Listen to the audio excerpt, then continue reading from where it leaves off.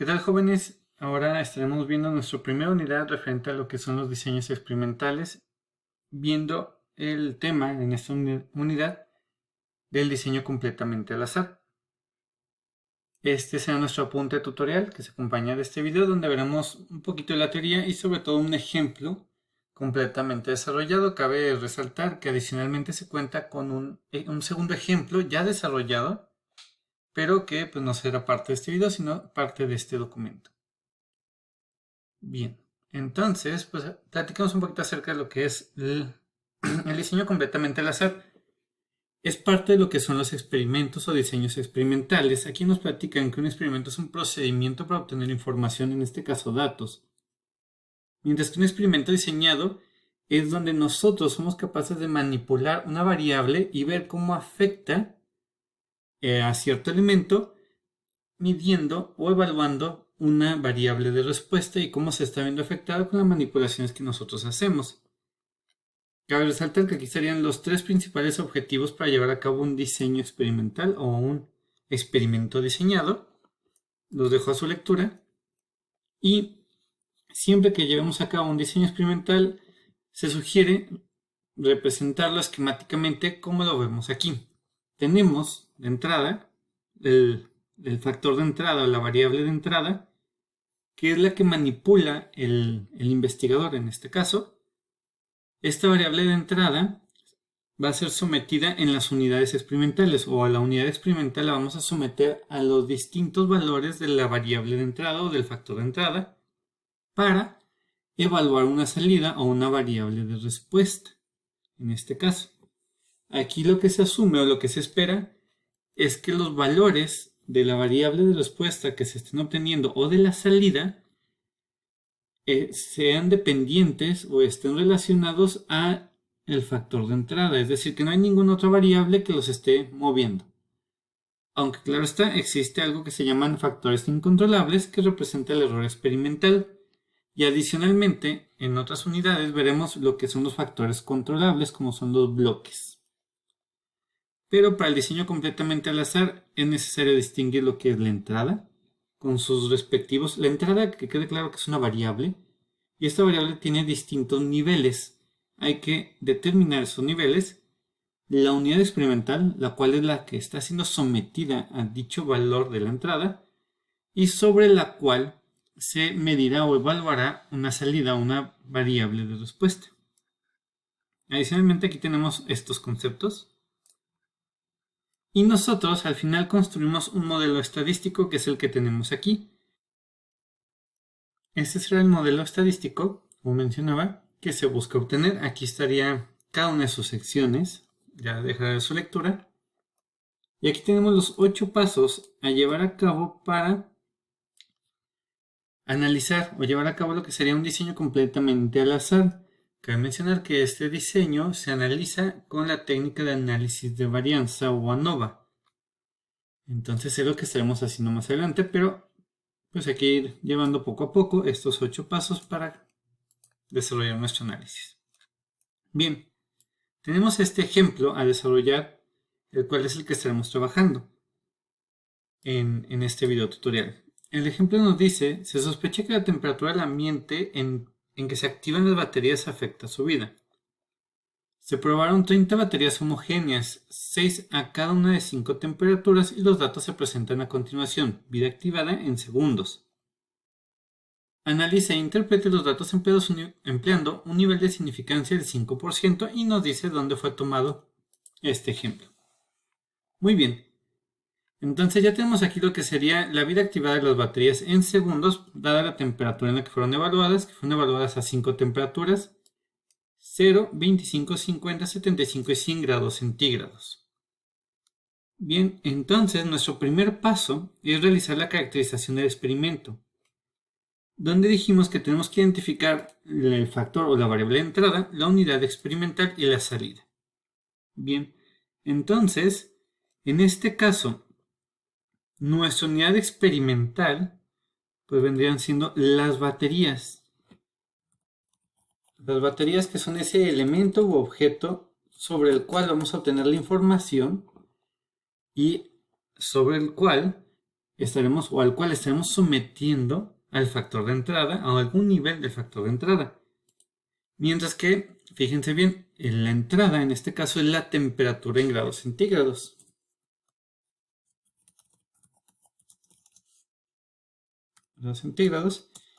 Y tenemos en este caso 5 niveles, que sería la temperatura de 0 grados centígrados, 25 grados centígrados, 50, 75 y 100 grados centígrados. Entonces la entrada y sus niveles es muy fácil identificar, dado cómo están organizados los datos. Pues aquí ya tenemos que la temperatura y tenemos 5 niveles, lo que generará 5 tratamientos. Entonces vamos a someter a las baterías a distintas temperaturas. ¿Y qué le vamos a estar evaluando a estas baterías que se someten a cierta temperatura? Pues la vida activada en segundos.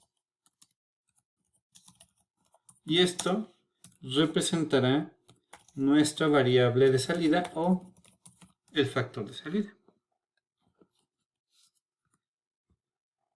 Habiendo identificado esto, ya sabemos cuál es nuestra unidad experimental y qué factores tenemos que generan tratamientos, o el factor de entrada que genera los tratamientos con sus respectivos niveles. Una vez hecho esto, continuaremos describiendo el arreglo de tratamientos. El arreglo de tratamientos hace referencia a cómo está estructurado este diseño experimental. Entonces, dejaré esta parte, que es lo que se describe, de cómo es el arreglo de tratamientos, y nos vamos a ir directo, al menos aquí en el video, a lo que sería la descripción general del arreglo de tratamientos. Nuevamente tenemos la interpretación o la descripción general, pero nosotros vamos a redactarla con base en lo que sería el contexto del problema. ¿Sí? Entonces, bien, aquí nos dice, pues recuerden la parte que está subrayada en amarillo, perdón, déjenme que quede subrayada en amarillo. Se me cambia el tipo de letra. Entonces, lo que está subrayado en amarillo es lo que nosotros adecuaremos de acuerdo al contexto del problema. Entonces, en este caso nos dice, se trata de un diseño. Aquí tenemos las opciones del diseño. Ahorita estamos en la unidad del diseño completamente al azar. Entonces, todo en esta unidad será un diseño completamente al azar.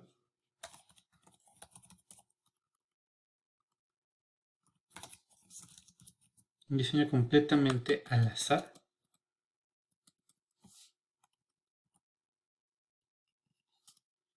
Contando con un número de niveles de entrada. Entonces aquí tenemos que decir cuántos niveles tenemos. En este caso quedamos que son 5 niveles de entrada porque son 5 temperaturas. Entonces sería contando con 5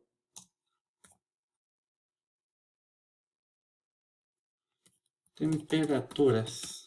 Con 5 temperaturas estamos diciendo los niveles y la entrada como tal, generando un diseño balanceado o desbalanceado. En este caso, para definir si es un diseño balanceado, cada uno de los niveles del factor de entrada debe de contar con la misma cantidad de observaciones. Si se fijan, tenemos 6 observaciones para cada nivel.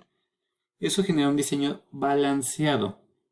Si no tuvieran la misma cantidad de observaciones, con que uno fuera diferente en la cantidad de repeticiones o observaciones, se conoce o se define como un diseño desbalanceado. Entonces aquí dejemos que es un diseño balanceado. Al tratarse de un diseño balanceado, cabe mencionar que hay que redactar la cantidad de repeticiones. Entonces, generando un diseño balanceado con 6 repeticiones, que serían la cantidad de datos que tenemos para cada uno de los niveles. Fíjense, son 6. Y finalmente, mencionaremos con un total de cuántos datos son u observaciones totales. Pues es muy fácil, si tenemos 5 niveles, es un diseño balanceado, son 5 niveles, 6 repeticiones por cada uno de ellos, 5 por 6, pues son 30 observaciones totales. Y bien, con esto ya habremos descrito nuestro diseño experimental. Bien, tercer paso es la descripción del modelo estadístico. Ya dijimos, este es el modelo estadístico que vamos a llegar o proponer. Entonces necesitamos describir cada uno de los elementos de este modelo estadístico. Entonces, nuevamente, tenemos lo que va a ser la descripción general y la descripción en contexto del problema. Entonces veamos Y y J. Y y J es la respuesta aleatoria de la salida en la iésima unidad experimental en el jésimo nivel de la entrada. Entonces aquí sería la respuesta aleatoria de la vida activada.